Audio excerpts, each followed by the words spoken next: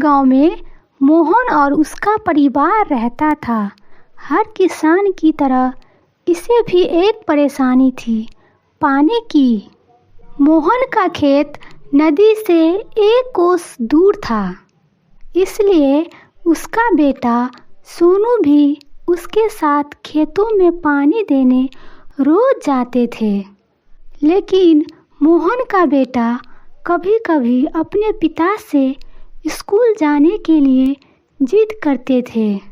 पिताजी, मेरे उम्र के सभी बच्चे स्कूल में पढ़ते हैं और मैं दिन भर यहाँ मेहनत करता रहता हूँ, क्योंकि तू मेरा अच्छा बेटा है। और तू तो जानता है, अभी तो हमारे पास खाने पीने के लिए भी ज़्यादा पैसे नहीं हैं, तो तुम्हारे स्कूल फीस कहाँ से भर पाएंगे। इसलिए अभी हमें अपने खेतों में अच्छी से मेहनत करनी चाहिए, ताकि इस साल हमें खेतों में अच्छा फसल उगे और आने वाले समय में उसका अच्छा कीमत मिल सके और उस पैसों से तुम्हारा स्कूल फीस भी भर सकूं।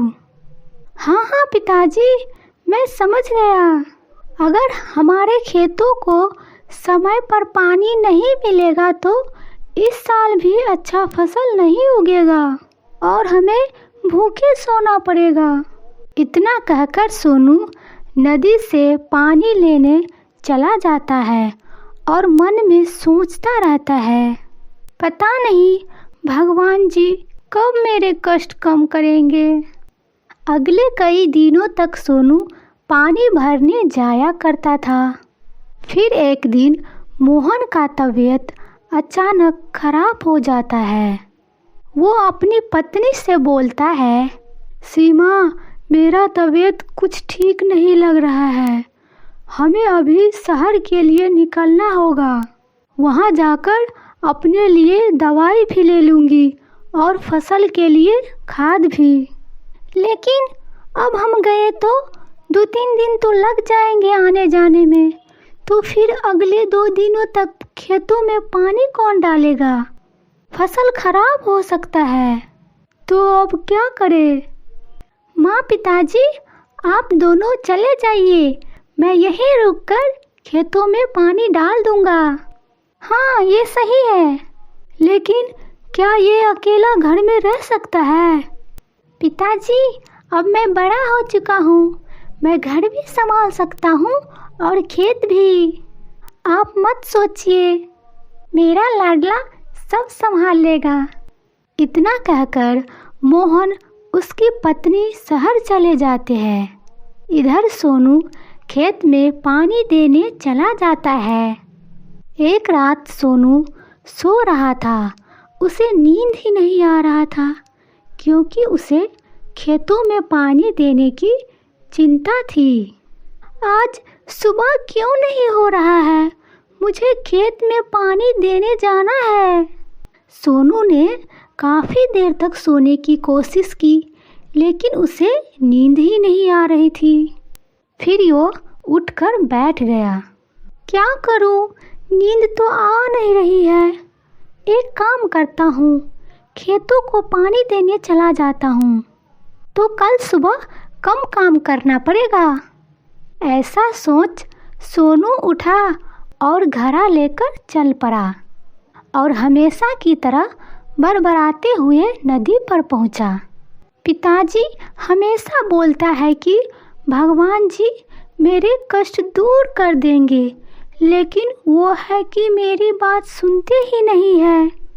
सोनू ने घड़ा नदी में डाला और ऊपर आकाश की ओर देखने लगा और फिर अचानक, सोनू, ये कौन बोला?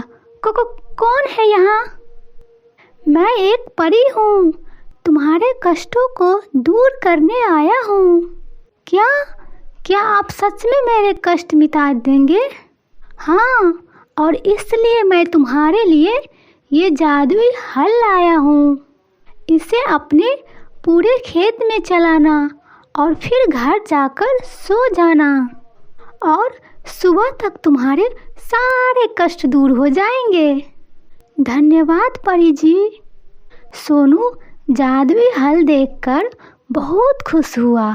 वो तुरंत अपने खेतों में जाकर वो जादुई हल चलाने लगा और हल चलाने के बाद घर जाकर सो गया।